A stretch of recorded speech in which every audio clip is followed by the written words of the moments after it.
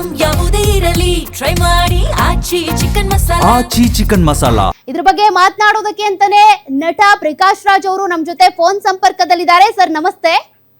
ನಮಸ್ತೆ ಸರ್, ನಿಮ್ಮ ಹತ್ರ ಮಾತನಾಡ್ತೀನಿ. ಅದಕ್ಕೂ ಮುಂಚೆ ನಮ್ಮ ಗ್ಯಾರಂಟಿ ನ್ಯೂಸ್ ನ ಎಡಿಟರ್ ಆಗಿರುವಂತ ಸತೀಶ್ ಆಂಜನಪ್ಪ ಕೂಡ ಲೈವ್ ಅಲ್ಲಿ ಜಾಯ್ನ್ ಆಗಿದ್ದಾರೆ.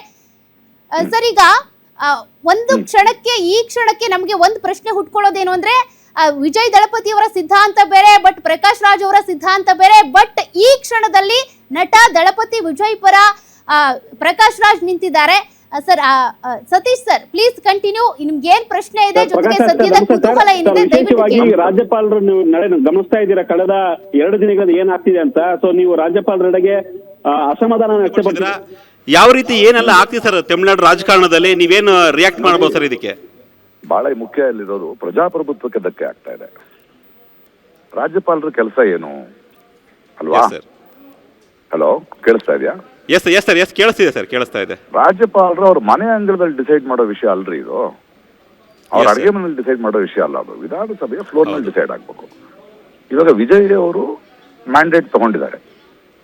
ಎಲೆಕ್ಷನ್ ನಲ್ಲಿ ವಿಜಯ್ ಅವರ ಬಗ್ಗೆ ನಮಗೆ ಬೇರೆ ಅಭಿಪ್ರಾಯ ಇದೆ, ನಾವು ಒಪ್ಕೊಳ್ಳಲ್ಲ. ಅವ್ರಿಗೆ ಅನುಭವ ಇದೆಯಾ, ಹೀಗಿದೆಯಾ, ಹಾಗಿದ್ದ ಪ್ರಶ್ನೆಗಳನ್ನ ಕೇಳಿದ್ವಿ, ಜನರು ಮುಂದಿಟ್ಟು. ಬಟ್ ಜನರು ಅವ್ರನ್ನ ಆರಿಸಿ ಆಯ್ತು. ಮ್ಯಾಂಡೇಟ್ ಕೊಟ್ಟ ಮೇಲೆ ರಾಜ್ಯಪಾಲರು ಅವರೊಬ್ಬರೇ ಕ್ಲೈಮ್ ಮಾಡಿದ್ರೆ ನಾನು ಗೌರ್ಮೆಂಟ್ ಮಾಡಿದೆ, ಆದ್ರೆ ನೀವು ಸಭೆಯಲ್ಲಿ ಮಾಡ್ಲಿಕ್ಕೆ ಬಿಡಬೇಕು. ಅದನ್ನ ಯಾಕೆ ನಿಲ್ಲಿಸ್ತಿದ್ದೀರಿ? ನಾವು ವಿಜಯ್ ಅವ್ರನ್ನ ಒಪ್ಕೊಳ್ತೀವೋ ಬಿಡ್ತೀವೋ ಆಮೇಲೆ ಬೇರೆ, ಅದು ಬೇರೆ ಬೇರೆ ರಾಜಕೀಯ ಸಿದ್ಧಾಂತಗಳಿವೆ. ಆದರೆ ಮೊದಲು ಪ್ರಜಾಪ್ರಭುತ್ವದ ಕೊಲೆ ಯಾಕೆ ಮಾಡ್ತಿದ್ದೀರಿ? ನಿಮಗೆ ಏನು ಹಕ್ಕಿದೆ? ಜನರು ಒಪ್ಕೊಂಡಿದ್ದಾರೆ. ಇವಾಗ ನಾನು ಸರಿ ಇರ್ಬೋದು, ನಾನು ತಪ್ಪಿರ್ಬೋದು, ಅದೆಲ್ಲ ಮುಖ್ಯ. ಜನ ಒಪ್ಕೊಂಡ ಮೇಲೆ ನೀವು ವಿಜಯ್ ಅವರಿಗೆ ಫ್ಲೋರ್ನಲ್ಲಿ ಅವರ ಕ್ಲೈಮ್ ಮಾಡೋದಕ್ಕೆ ಬಿಡಬೇಕು ಸರ್. ಎಲ್ಲ ಒಂದ್ ಕಡೆ ಕಳೆದ ನೆನ್ನೆನು ಮೀಟ್ ಆಗಿದ್ರು, ಇವತ್ತು ಮೀಟ್ ಆಗಿದ್ರು. ಬಟ್ 112 ಜನರ ಸಹಿ ಉಳ್ಳಕ್ಕಂತ ಪತ್ರವನ್ನ ಕೊಟ್ಟಿದ್ದಾರೆ ವಿಜಯ್ ಗವರ್ನರ್ಗೆ. ಬಟ್ ಗವರ್ನರ್ ಕೇಳ್ತಿರೋದು 118 ಜನರ ಮ್ಯಾಂಡೇಟ್ ಅನ್ನು ತೋರಿಸಿ ನನಗೆ ಅಂತ. ಆಕ್ಚುಲಿ ವಿಧಾನಸಭೆಯಲ್ಲಿ ಪ್ರೂವ್ ಆಗ್ಬೇಕಾಗಿತ್ತು. ಹೌದು, ಅವ್ರ ಮನೆ ಅಂಗಳದಲ್ಲ ಪ್ರೂವ್ ಆಗ್ಬೇಕಾಗಿರೋದು. ನಿಮಗೊಂದು ಲೆಟರ್ ಕೊಟ್ಟಿದ್ದಾರೆ, ನಾನು ಪ್ರೂವ್ ಮಾಡ್ತೀನಿ ಅಂತ. ಕರೀರಿ ಫ್ಲೋರ್ ಕರೆದ್ಮೇಲೆ ಒಂದು ಸ್ಪೀಕರ್ನ ಸೆಲೆಕ್ಟ್ ಮಾಡ್ತಾರೆ. ಸ್ಪೀಕರ್ ಸೆಲೆಕ್ಟ್ ಮಾಡಿದ್ರಲ್ಲೇ ಸೋತ್ರೆ ಬಿತ್ತು ಗವರ್ಮೆಂಟ್. ಸ್ಪೀಕರ್ ಆದ್ಮೇಲೆ ಅವ್ರು ತೋರಿಸ್ತಾರೆ. ಅವ್ರು ಹೆಂಗ್ ತೋರಿಸ್ಬೇಕು, ಬರ್ ತೋರಿಸ್ಬೇಕು, ನಿಮ್ದಲ್ಲ ಜವಾಬ್ದಾರಿ. ಅದು ಫ್ಲೋರ್ ನಲ್ಲಿ ಆಗ್ಬೇಕು. ಅದು ಗವರ್ನರ್ ಹೇಳ್ತೀರಿ ಮತ್ತೊಂದು ಪ್ರಾಸೆಸ್. ಗವರ್ನರ್ ಮತ್ತೊಂದು ಮಾತು ಹೇಳ್ತಾ ಇದ್ದಾರೆ. ಏನಂದ್ರೆ, ಈಗ 112 ಜನದ ಸಹಿಯನ್ನು ಕೊಡ್ತಾ ಇದ್ದೀರಾ ನೀವು, ಬಟ್ ಮೆಜಾರಿಟಿಗೆ 18 ಬೇಕು, 118 ಜನ ಬೇಕು. ಒಂದ್ ವೇಳೆ ನೀವು ಫೇಲ್ ಆದ್ರೆ ಮತ್ತೆ ಎಲೆಕ್ಷನ್ ಆಗ್ಬೇಕಲ್ಲ ಅನ್ನೋದು ಲೆಕ್ಕಾಚಾರ. ಅದು ಎಲೆಕ್ಷನ್ ಆಗತ್ರಿ, ಆಗ್ಬೇಕು ಅಂದ್ರೆ 118 ಬೇಕು. ಅಲ್ಲೊಂದು 20 ಜನ ಆಬ್ಸೆಂಟ್ ಆದ್ರು, ಅವಾಗ 118 ಅಲ್ವಾ? ಹೌದು. ಏನ್ ಮಾಡ್ತೀರಿ ನೀವು? ನೀವ್ಯಾರು ಡಿಸೈಡ್ ಮಾಡಕ್ಕೆ? ಫ್ಲೋರ್ ನಲ್ಲಿ ಡಿಸೈಡ್ ಆಗ್ಬೇಕು. That is the law, that is the constitution. Floor ಒಳಗೆ ಡಿಸೈಡ್ ಆಗ್ಬೇಕು.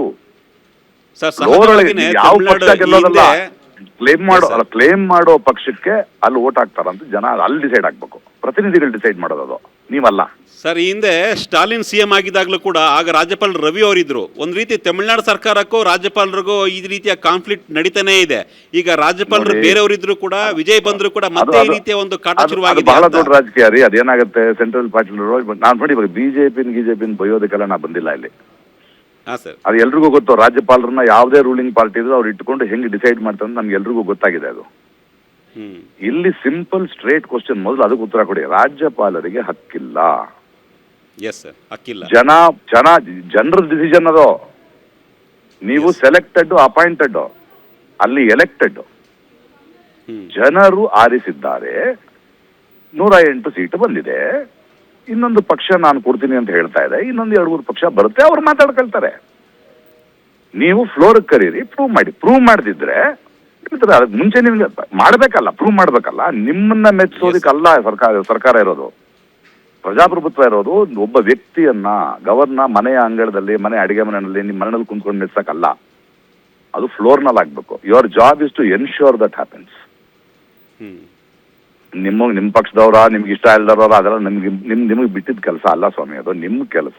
ಫ್ಲೋರ್ ಕರೀರಿ, ಬರ್ಲಿ ಎಲ್ಲರೂ, ಅಲ್ಲಿ ಡಿಸೈಡ್ ಆಗ್ಬೇಕು. ಅಲ್ಲಿ ಗೊತ್ತಾಗತ್ತಲ್ಲ. ಅದಕ್ಕೆ ಮುಂಚೆ ನೀವೇ ಯಾರು ಡಿಸೈಡ್ ಮಾಡಕ್ಕೆ? You are not authorised to decide. Sir, ಇದೇ ರೀತಿಯ ಒಂದು ಸಂದರ್ಭ ಪ್ರಕಾಶ ಸರ್ ಒಂದು ಆ್ಯಡ್ ಮಾಡ್ತೀನಿ. ಇದೇ ರೀತಿಯ ಸಂದರ್ಭ 2018ರಲ್ಲಿ ಕರ್ನಾಟಕದಲ್ಲೂ ಬಂದಿತ್ತು. ಆಗ್ಲೂ ರಾಜ್ಯಪಾಲರು ಯಾರು ದೊಡ್ಡ ಪಕ್ಷ ಯಾವ್ದಿತ್ತು ಅವ್ರನ್ನೇ ಕರೆದು ಸರ್ಕಾರ ರಚನೆ ಮಾಡಕ್ಕೆ ಅವಕಾಶ ಕೊಟ್ಟಿದ್ರು, ಬಹುಮತ ಇಲ್ಲದೆ ಇದ್ರು ಕೂಡ. ಅದೇ ಮಾಡ್ಬೇಕ್ರಿ. ಆಗ ಬಿಜೆಪಿಗೆ 104 ಅಷ್ಟೇ ಬಂದಿತ್ತು, ಮಾಡ್ಬೇಕಾಗಿರೋದು. ಯಡಿಯೂರಪ್ಪ ಅವರಿಗೆ ಅವಕಾಶ ಕೊಟ್ಟಿತ್ತು. ಯಾಕೆ ಕೊಡ್ತಾ ಇಲ್ಲ ತಮಿಳುನಾಡಿನಲ್ಲಿ ಅಂತ ಈಗ ಪ್ರಶ್ನೆ. ಹೌದು, ಹಂಗಲ್ಲ, ಅವ್ರಿಗೆ ಕೊಟ್ಟಿತ್ತು ಇವ್ರಿಗೆ ಕೊಟ್ಟಿತ್ತು ಇತಿಹಾಸ ಬೇರೆ. ಬೇಸಿಕ್ ಏನು, ಎಲೆಕ್ಷನ್ ಮುಗಿದಿದೆ, ಒಂದು ಪಕ್ಷ ಕ್ಲೈಮ್ ಮಾಡಿದೆ, ಬೇರೆ ಯಾರು ಕ್ಲೈಮ್ ಮಾಡ್ತಾ ಇಲ್ಲ ತಾನೆ. ಯಾರು ಕ್ಲೈಮ್ ಮಾಡ್ತಿಲ್ಲ. ಕ್ಲೈಮ್ ಮಾಡದೇ ಇದ್ದಾಗ ಯಾರು ಕ್ಲೈಮ್ ಮಾಡ್ತಿದ್ರು ಕರ್ಸಿ ಫ್ಲೋರ್ಗೆ. ನಿನ್ ಕೆಲಸ ಅಷ್ಟೇ. That is all your job is. Yes sir. ಅದನ್ನ ಬಿಟ್ಬಿಟ್ಟು ನಾನು ರಜಕ್ಕೆ ಹೋಗ್ತೀನಿ, ಇನ್ನೊಂದ್ ಕಡೆ ಹೋಗ್ತೀನಿ, ಲೋಡ್ ತಗೊಳ್ತೀನಿ, ಸೆಕ್ಯೂರಿಟಿ ತೆಗಿತೀನಿ, ಅದೆಲ್ಲ ತಪ್ಪು. ಮೊದಲು ಪ್ರಜಾಪ್ರಭುತ್ವನ ಉಳಿಸ್ಕೊಳ್ಳೋಣ, ಆಮೇಲೆ ನಮ್ದು ಸಿದ್ಧಾಂತಗಳು ಬೇರೆ ಎಸ್ ಸರ್. ಅಲ್ವಾ. ಇದೇ ವಿಜಯ್ ಅವ್ರ ಬಗ್ಗೆ ನನಗೆ ನಂಬಿಕೆ ಇಲ್ಲ, ನಾನು ಜನರಿಗೆ ಹೇಳಿದೆ, ಬಟ್ ಜನ ಒಪ್ಕೊಂಡ್ರು. ಅದಾದ್ಮೇಲೆ ನಾವೇನ್ ಮಾಡ್ತೀವಿ, ಬನ್ನಿ ಸರ್ಕಾರ ರಚಿಸಿ, ನಾವು ತಪ್ಪು ಅಂತ ಪ್ರೂವ್ ಮಾಡಿ ನಿಮ್ಗೊಂದು ಅವಕಾಶ ಇದೆ.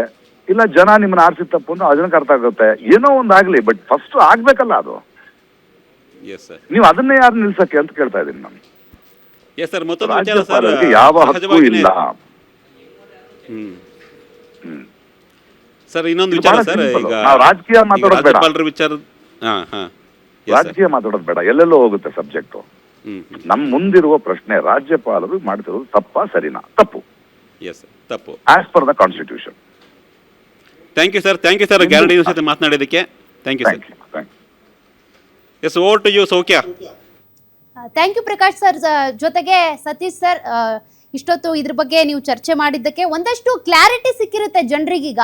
ಸಂವಿಧಾನ ಅಂದ್ರೇನು, ಸಾಂವಿಧಾನಿಕವಾಗಿ ಇರುವಂತ ಸಂಪ್ರದಾಯಗಳೇನು, ಪದ್ಧತಿಗಳೇನು, ಅಥವಾ ಸಾಂವಿಧಾನಿಕವಾಗಿರುವಂತ ನಿಯಮಗಳೇನು, ಯಾರು ಇಲ್ಲಿ ಉಲ್ಲಂಘನೆ ಮಾಡ್ತಿದ್ದಾರೆ, ಯಾತಕ್ಕಾಗಿ ಪ್ರಕಾಶ್ ರಾಜ್ ಸರ್ ವಿಜಯ್ ಪರವಾಗಿ ಬ್ಯಾಟ್ ಬೀಸಿದ್ರು, ಮತ್ತೆ ರಾಜ್ಯಪಾಲರ ನಡೆಯನ್ನ ಟೀಕಿಸಿ ಅಥವಾ ವಿರೋಧಿಸಿ ಖಂಡನೆಯನ್ನ ವ್ಯಕ್ತಪಡಿಸಿದ್ರು ಅನ್ನೋದ್ರ ಬಗ್ಗೆ ಒಂದು ಕ್ಲಾರಿಟಿ ಈಗ ಸಿಕ್ಕಿರುತ್ತೆ. ಗವರ್ನರ್ ಅವರ ನಡೆ ನಿಜಕ್ಕೂ ಕೂಡ ತಪ್ಪಾಗಿದೆ ಅನ್ನೋದ್ರ ಬಗ್ಗೆ ಒಂದು ಕ್ಲಾರಿಟಿ ಕೊಡುವಂತ ಪ್ರಯತ್ನವನ್ನ ಗ್ಯಾರಂಟಿ ನ್ಯೂಸ್ ಮಾಡಿದೆ.